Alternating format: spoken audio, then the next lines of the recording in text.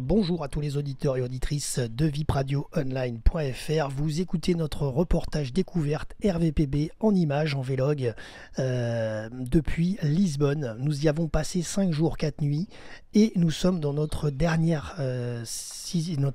notre dernier podcast, le 6e de notre série. Et aujourd'hui, je vous explique donc ce qu'on avait fait pour la dernière journée, la 5e, qui était une demi-journée, puisqu'on repartait sur notre Côte d'Azur. Donc on a visité le jardin botanique de Lisbonne, qui est situé à côté du musée d'histoire naturelle. Il a été créé en 1878. Il est géré par l'université de Lisbonne. Il rassemble des centaines d'espèces de plantes. On y trouve des palmiers, des bambous géants, des cyprès, cactus, plantes médicinales. Comptez environ 40 minutes de visite.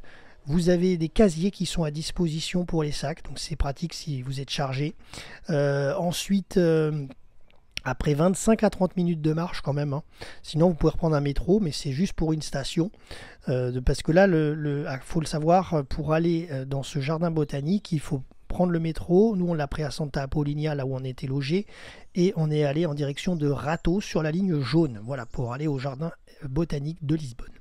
Ensuite, après donc 25 à 30 minutes de marche, nous sommes allés en direction du parc Eduardo, mais sinon vous pouvez le faire en métro. Il y a juste une station de différence et vous sortez à Parts des Pombal, voilà, je crois.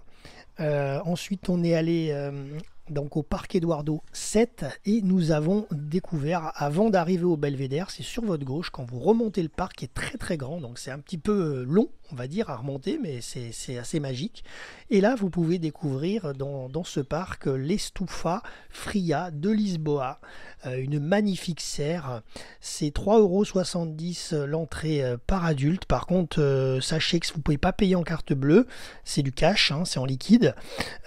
Cette Estufa a été créée en 1933.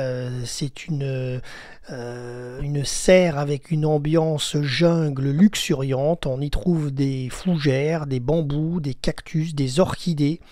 Personnellement, on a préféré l'Estufa Fria de Lisboa plutôt que le jardin botanique qui est un peu plus bas, donc comme vous l'avez vu dans nos images actuelles. On a préféré l'Estufa. S'il y en avait un des deux, faites l'Estufa. Voilà. Elle est divisée en 3 espaces. L'Estufa Fria, fraîche, ombragée et dense, l'Estufa Quente, serre chaude avec plantes tropicales, et l'Estufa Dolce, plantes grasses et désertiques. Calme, ombragé, belle prise de vue, moins touristique que d'autres spots à Lisbonne. C'est vraiment c'est à faire. Voilà, les jardins botaniques, c'est à faire, c'est intéressant. Ça sera une pause détente et ombragé si c'est l'été, sachez-le. Donc voilà, n'hésitez pas à vous y rendre. Alors nous, c'était les derniers moments de notre reportage radio à Lisbonne avant de reprendre notre avion en direction de la Côte d'Azur. Voilà.